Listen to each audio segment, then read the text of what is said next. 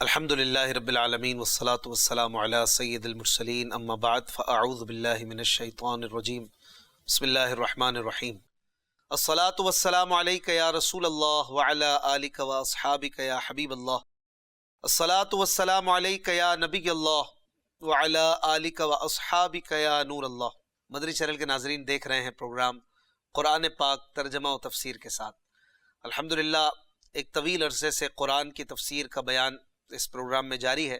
دعوت اسلامی کے اشاعتی ادارے مکتبۃ المدینہ کی شائع کردہ تفسیر صراط الجنان سے ترتیب وار سورہ بقرہ کی آیت نمبر 269 تک ہم نے سننے کی سعادت حاصل کر لی تھی۔ ہمارے پیارے پیارے آخری نبی صلی اللہ علیہ وسلم نے فرمایا، تم جہاں بھی ہو مجھ پر درود پڑھو کہ تمہارا درود مجھ تک پہنچتا ہے۔ صلو علی الحبیب صلی اللہ تعالی علی محمد صلی اللہ علیہ وآلہ وسلم۔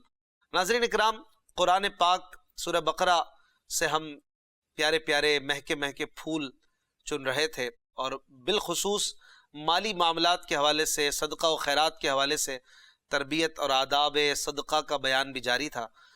آیت نمبر 270 سے آج کے درس کا آغاز کریں گے۔ اعوذ باللہ من الشیطان الرجیم، بسم اللہ الرحمن الرحیم۔ وَمَا أَنفَقْتُم مِّن نَّفَقَةٍ أَوْ نَذَرْتُم مِّن نَّذْرٍ فَإِنَّ اللَّهَ يَعْلَمُهُ وَمَا لِلظَّالِمِينَ مِنْ أَنصَارٍ۔ ترجمہ: اور تم جو خرچ کرو یا کوئی نذر مانو، اللہ اسے جانتا ہے اور ظالموں کا کوئی مددگار نہیں۔ ناظرین اکرام، اس آیت میں وعدہ اور وعید دونوں کا بیان ہے، کیونکہ یہ فرمایا گیا کہ جو تم خرچ کرو، خواہ نیکی میں خرچ کرو یا برائی میں خرچ کرو، یوں ہی تم جو بھی منت وغیرہ نظر وغیرہ مانو، اچھے کام کی یا گناہ کے کام کی، ان تمام چیزوں کو اللہ تعالیٰ جانتا ہے۔ تو اچھے عمل خرچ اور نظر پر ثواب دے گا، جبکہ گناہ کے عمل خرچ اور گناہ کی منت وغیرہ مان لینے پر سزا دے گا۔ یاد رہے کہ عرف میں ہدیہ اور پیشکش کو نظر کہتے ہیں۔ جیسے کسی بڑے کو کوئی چیز پیش کرے تو کہتے ہیں جناب یہ آپ کی نظر کی یا آپ کے لیے نذرانہ ہے۔ تو نظر کی دو قسمیں ہیں، ایک نظر شرعی ہے اور دوسری نظر عرفی ہے یا نظر لغوی ہے۔ نظر شرعی شریعت میں نظر عبادت اور قربت مقصودہ کو کہتے ہیں، اس لیے اگر کسی نے گناہ کرنے کی نظر یا منت مانی تو وہ صحیح نہیں ہوئی۔ نظر خاص اللہ تعالیٰ کے لیے ہوتی ہے، اور یہ جائز ہے کہ اللہ تعالیٰ کے لیے نظر کرے اور کسی ولی کے آستانے کے فقراء کو نظر کے صرف کرنے کی جگہ مقرر کرے۔ مثلا کسی نے یہ کہا کہ یا رب، میں نے منت مانی کہ اگر تو میرا فلاں مقصد پورا کر دے، کہ فلاں بیمار کو درست کر دے، فلاں ٹھیک ہو جائے، تو میں فلاں ولی کے آستانے کے فقراء کو کھانا کھلاؤں گا، یا وہاں کے خادمین کو اتنا اتنا پیسہ روپیہ وغیرہ خدمت کے لیے دوں گا، یا ان کی مسجد کے لیے فلاں سامان مہیا کروں گا، تو یہ منت جائز ہے۔ شرعی نظر صرف اللہ تعالیٰ ہی کے لیے ہو سکتی ہے، کیونکہ اس کے معنی ہے غیر لازم عبادت کو لازم کر لینا۔ ہاں، اس نظر کا مصرف اولیاء اللہ کے غریب مجاور بھی ہو سکتے ہیں، جیسا کہ اوپر بیان ہوا۔ نظر کی دوسری قسم لغوی ہے۔ لغوی نظر، عرفی نظر بھی اسے کہتے ہیں، جس کا مطلب نذرانہ ہوتا ہے۔ وہ مخلوق کے لیے بھی ہو سکتی ہے، جیسے بزرگان دین کے لیے نظر و نیاز کی جاتی ہے، مزارات پر چادر چڑھانے کی نظر مانی جاتی ہے۔ اس طرح کی نظروں کو، منتوں کو پورا کرنا ضروری نہیں ہوتا، لازم نہیں ہو جاتا، البتہ بہتر ہے کہ پورا کیا جائے۔ اس بارے میں تفصیل جاننے کے لیے فتاوی رضویہ کی 20ویں جلد میں اعلیٰ حضرت امام احمد رضا خان رحمۃ اللہ تعالی علیہ کے رسالے سبل الاصفیاء، اس رسالے کو دیکھیں، مطالعہ کریں تو انشاءاللہ زبردست فوائد آپ کو حاصل ہوں گے۔ آگے اللہ تعالیٰ آیت نمبر 271 میں ارشاد فرماتا ہے، إِن تُبْدُوا الصَّدَقَاتِ فَنِعِمَّا هِيَ وَإِن تُخْفُوهَا وَتُؤْتُوهَا الْفُقَرَاءَ فَهُوَ خَيْرٌ لَكُمْ وَيُكَفِّرُ عَنكُم مِّن سَيِّئَاتِكُمْ وَاللَّهُ بِمَا تَعْمَلُونَ خَبِيرٌ۔ ترجمہ: اگر تم اعلانیہ خیرات دو گے تو وہ کیا ہی اچھی بات ہے، اور اگر تم چھپا کر فقیروں کو دو تو یہ تمہارے لیے سب سے بہتر ہے، اور اللہ تم سے تمہاری کچھ برائیاں مٹا دے گا، اور اللہ تمہارے کاموں سے خبردار ہے۔ صدقہ خواہ فرض ہو یا نفل، جب اخلاص کے ساتھ اللہ تعالیٰ کے لیے دیا جائے اور ریا سے پاک ہو، تو خواہ ظاہر کر کے دیں یا چھپا کر، دونوں بہتر۔ لیکن صدقہ جو فرض ہوتا ہے اس صدقے کو یعنی زکوٰۃ کو ظاہر کر کے دینا افضل ہے، تاکہ اور لوگ بھی زکوٰۃ وغیرہ دیں اور آگے بڑھیں. جیسے نماز سب کے ساتھ مل کے پڑھی جاتی ہے، اور نفل کو چھپا کر دینا افضل ہے. اور اگر نفل صدقہ دینے والا دوسروں کو خیرات کی ترغیب دینے کے لیے ظاہر کر کے دے تو یہ اظہار بھی افضل ہے. جیسے نبی کریم صلی اللہ علیہ وسلم مجمع عام میں صدقے کی ترغیب دیتے اور صحابہ اکرام علیہ رضوان سب کے سامنے صدقات پیش کرتے. سیدنا ابو بکر صدیق، سیدنا عمر فاروق، سیدنا عثمان غنی رضی اللہ عنہم کے اعلانیہ صدقات میں یہی حکمت تھی. صدقات کی مزید فضیلت یہ بیان فرمائی کہ اس سے گناہ صغیرہ معاف ہو جاتے ہیں. احادیث میں صدقے کے بے پناہ فضائل مذکور ہیں، جیسے صدقہ غضب الہی کو بجھاتا، بری موت دور کرتا ہے، گناہ مٹاتا ہے، برائی کے 70 دروازے بند کرتا ہے، بری قضا ٹال دیتا ہے.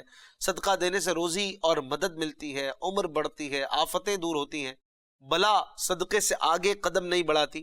تو یہ سارے فضائل جو اجمالاً بیان کیے گئے یہ حدیثوں سے کشیدہ ہیں، ان سے ملے ہیں، اور یہ صدقے کے وہ فضائل ہیں کہ جن کو ہم بڑی آسانی سے کچھ مال اللہ کی راہ میں دے کر حاصل کر سکتے ہیں.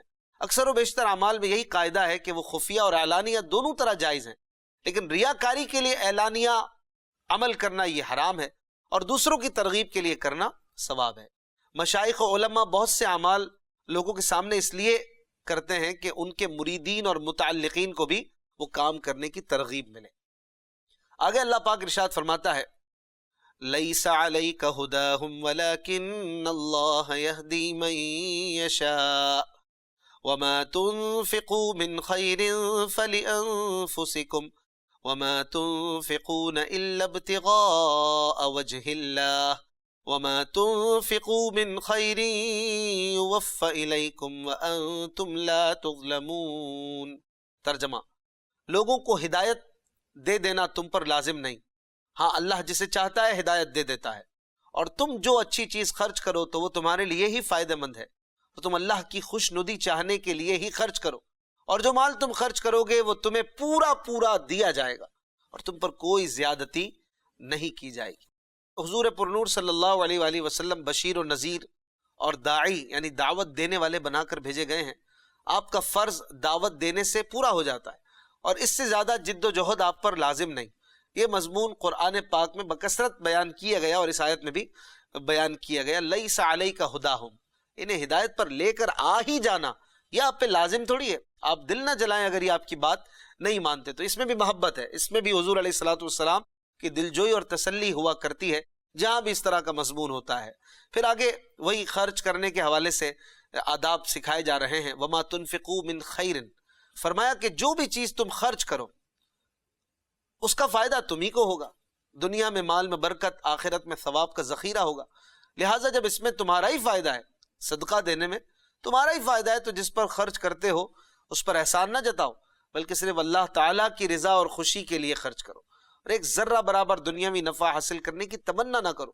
اخلاص کے ساتھ کیے گئے عمل کا ایک ذرہ بھی ضائع نہیں ہوگا، بلکہ بارگاہ الہی سے برابر صلہ تمہیں دیا جائے گا، اور فضل الہی سے وہ صلہ 700 گنا سے لے کر کروڑوں گنا تک بھی ہو سکتا ہے کہ بندہ 1 روپیہ اللہ کی راہ میں دل سے دے اور وہ قبول ہو جائے. اللہ چاہے تو اسے 1 کے بدلے کروڑوں عطا کر دے، تو اس کے خزانوں کی کوئی حد نہیں، کوئی کمی نہیں، کوئی اس کی کمی نہیں ہو جائے گی کہ اللہ تعالیٰ عطا کر دے گا. تو وہ عطا کر بھی دیتا ہے. بہت سارے لوگ بعض اوقات ایک بار اللہ کی راہ میں دینے کی وجہ سے دنیا آخرت دونوں کما لیتے ہیں. تو یہ اللہ کی عطائیں ہیں، اس کا فضل ہے، تو ہمیں اللہ کی رضا کے لیے اس کی راہ میں خرچ کرتے رہنا چاہیے. آگے اللہ تعالیٰ فرماتا ہے للفقراء الذين احصروا في سبيل الله لا يستطيعون ضربا في الارض يحسبهم الجاهل اغنياء من التعفف تعرفهم بسيماهم لا يسألون الناس الحافا وما تنفقوا من خير فإن الله به عليم. ترجمہ: ان فقیروں کے لیے جو اللہ کے راستے میں روک دیے گئے، وہ زمین میں چل پھر نہیں سکتے، نا واقف انہیں سوال کرنے سے بچنے کی وجہ سے مالدار سمجھتے ہیں. تم انہیں ان کی علامت سے پہچان لوگے، وہ لوگوں سے لپٹ کر سوال نہیں کرتے، اور تم جو خیرات کرو اللہ اسے جانتا ہے. ناظرین کرام، اس آیت میں بڑی گہری باتیں ہیں. گزشتہ آیات میں صدقہ دینے کی ترغیب دی گئی تھی، یہاں بتایا جا رہا ہے کہ اس کا بہترین مصرف کیا ہے، کہاں خرچ کرے. فرمایا وہ فقراء ہیں، ایسے فقراء جنہوں نے اپنی جانوں کو اللہ کی راہ کے لیے اور اللہ تعالیٰ کے کاموں کے لیے روک رکھا ہے.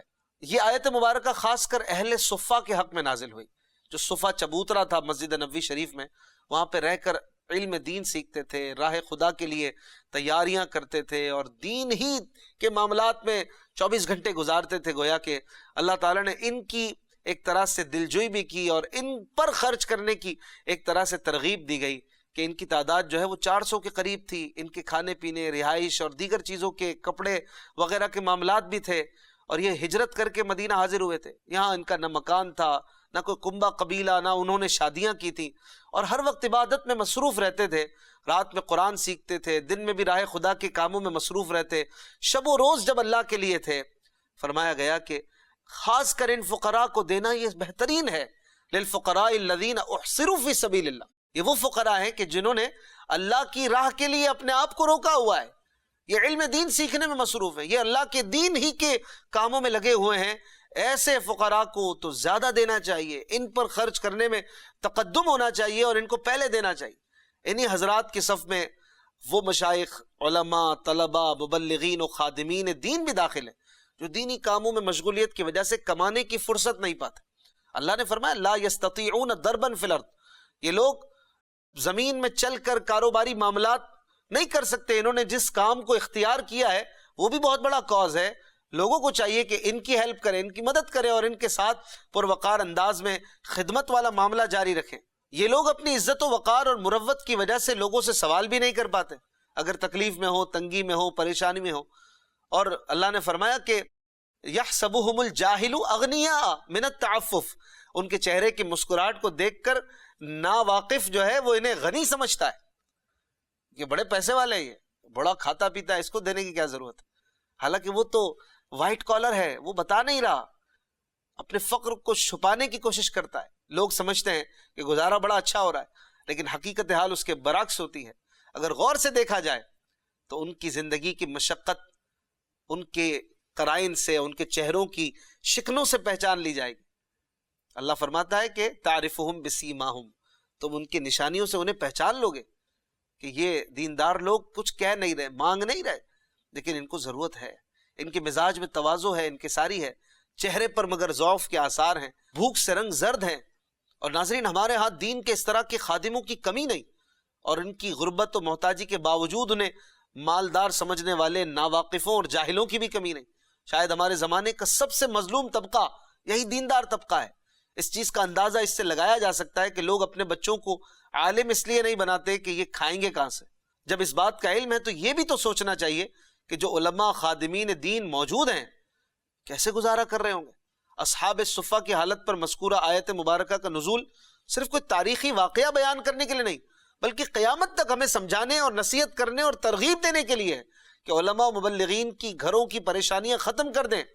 پھر دیکھیں کہ دین کا کام کیسے تیزی سے آگے بڑھتا ہے. سمجھنے کے لیے اعلیٰ حضرت امام احمد رضا خان رحمۃ اللہ تعالی علیہ کے ان 10 نکات کو پڑھیں جس میں بار بار علماء کی معاشی حالت سدھارنے کا آپ نے تذکرہ فرمایا. اور فرمایا کہ ایک جملہ آپ نے یہ تحریر فرمایا، مولانا روپیہ ہونے کی صورت میں اپنی قوت پھیلانے کے علاوہ گمراہوں کی طاقتیں توڑنا بھی انشاءاللہ آسان ہوگا. میں دیکھ رہا ہوں کہ گمراہوں کے بہت سے افراد صرف تنخواہوں کے لالچ سے زہر اگلتے پھرتے ہیں. پھر مزید اعلیٰ حضرت رحمۃ اللہ تعالی علیہ نے حدیث پاک بھی یہاں پر کوٹ کرتے ہوئے فرمایا کہ حدیث کا ارشاد کتنا سچا ہے کہ آخری زمانے میں دین کا کام بھی درہم و دینار سے چلے گا، روپے پیسے سے چلے گا. اور کیوں نہ ہو، صادق و مصدوق صلی اللہ علیہ وسلم کی بات ہے، عالم ما کان وما یکون کی خبر ہے، کیسی سچی ہے. لہٰذا علماء کے طبقے کو، مشائخ اور جو دین کے لیے وقف لوگ ہیں، ان کی مدد بڑے جد و جہد کے ساتھ ڈھونڈ ڈھونڈ کر کرنی چاہیے، اور خدمت کرنا بڑے تواضع کے ساتھ، اور کسی کو پتہ نہ چلے، اس انداز سے یہ جاری ہونا چاہیے.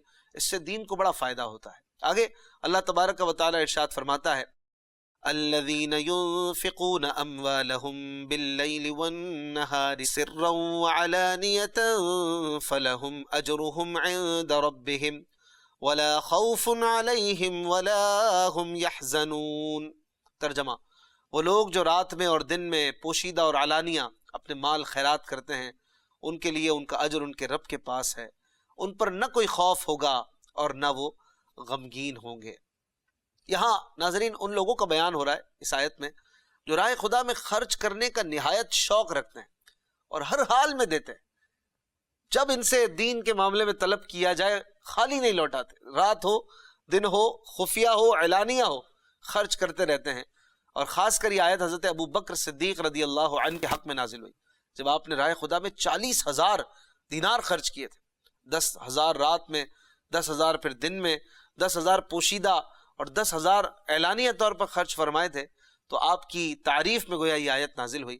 ایک قول یہ ہے کہ یہ آیت حضرت علی المرتضیٰ کرم اللہ وجہہ الکریم کے حق میں نازل ہوئی جب آپ کے پاس فقط 4 درہم تھے اور کچھ نہ تھا، اور آپ نے ان چاروں کو خیرات کر دیا، ایک رات میں، ایک دن میں، ایک پوشیدہ اور ایک ظاہر۔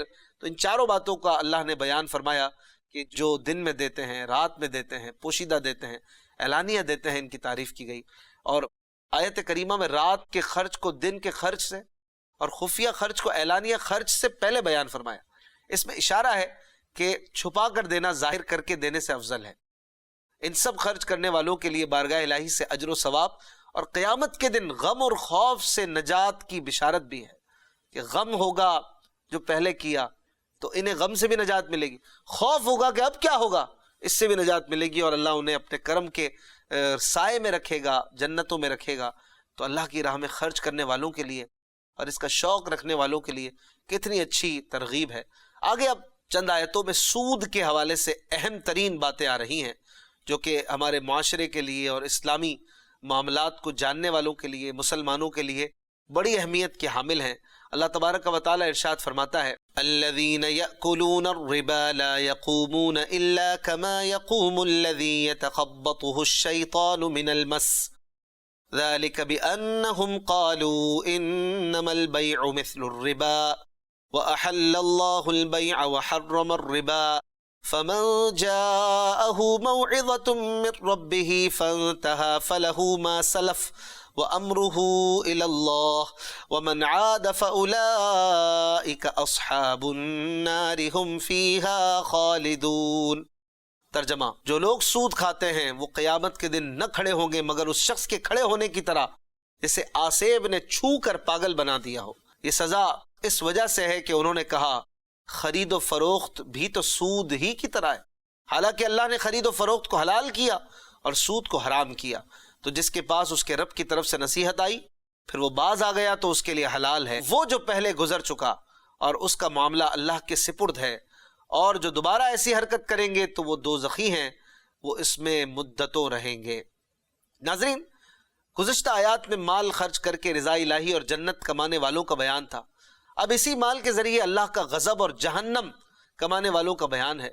چنانچہ ان لوگوں کے ایک بڑے طبقے یعنی سود خوروں کا بیان اور انجام اس آیت میں بیان کیا گیا۔ سود کو حرام فرمانے میں بہت سی حکمتیں ہیں، ان میں سے بعض یہ ہیں کہ سود میں جو زیادتی لی جاتی ہے وہ مالی معاوضے والی چیزوں میں بغیر کسی عوض کے مال لیا جانا ہے، اور یہ سری ناانصافی ہے۔ سود کی حرمت میں دوسری حکمت یہ ہے کہ سود کا رواج تجارتوں کو خراب کرتا ہے، کہ سود خور کو بے محنت مال حاصل ہوتا ہے، تجارت کی مشقتوں اور خطروں سے کئی زیادہ اسے آسان لگتا ہے، اور تجارتوں کی کمی انسانی معاشرت کو ضرر پہنچاتی ہے۔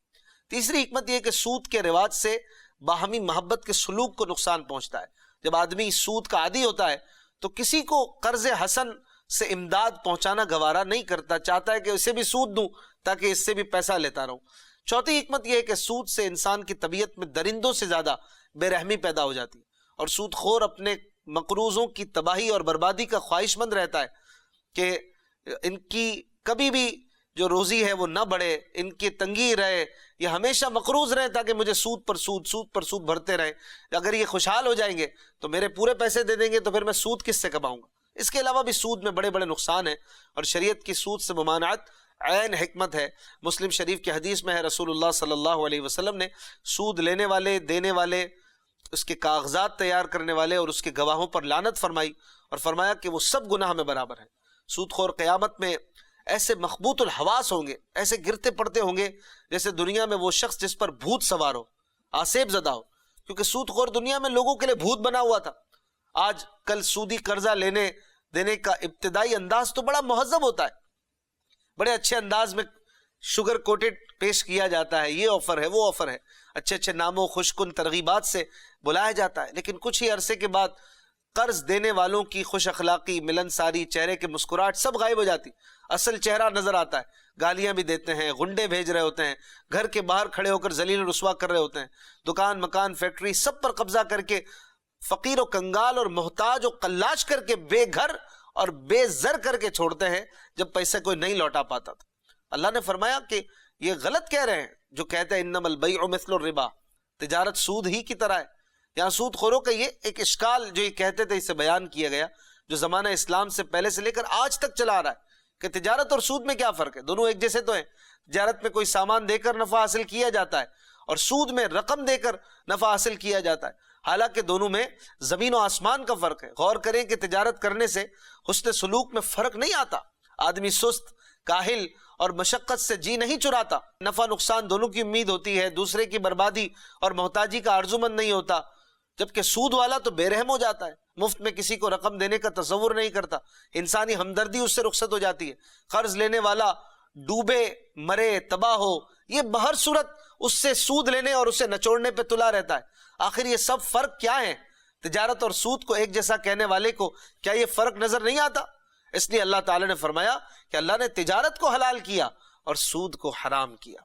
پھر فرمایا کہ سود کا لین دین چونکہ ایک عرصے سے چلا آ رہا تھا، تو جب یہ آیت نازل ہوئی تو اب فرمایا جو اس پر عمل کرتے ہوئے آئندہ سود لینے سے باز آ گیا تو حرمت کا حکم نازل ہونے سے پہلے اس نے جو لیا اس پر اس کی کوئی پکڑ نہیں ہوگی، اور اس کی معافی کا معاملہ اور ہر امر و نہی کا معاملہ اللہ کے حوالے ہے۔ اور یہ بھی یاد رکھو کہ جو حرمت کا حکم اترنے کے بعد سود حرام ہونے کے بعد بھی سود کھائے تو وہ جہنم کو مستحق ہے، اور اگر حلال سمجھ کر کھایا تو دائرہ اسلام سے خارج ہو جائے، کیونکہ کسی بھی حرام قطعی کو حلال جاننے والا مسلمان نہیں رہتا۔ اللہ ہمیں سود کی لعنت سے بچائے اور سود سے اور ہر اپنی نافرمانی سے محفوظ رکھے۔ زندگی رہی تو انشاءاللہ مزید آگے اگلے پروگرام میں سنیں گے۔ اپنا بہت خیال رکھیے گا۔ صلو علی الحبیب صلی اللہ تعالی علی محمد صلی اللہ علیہ وسلم۔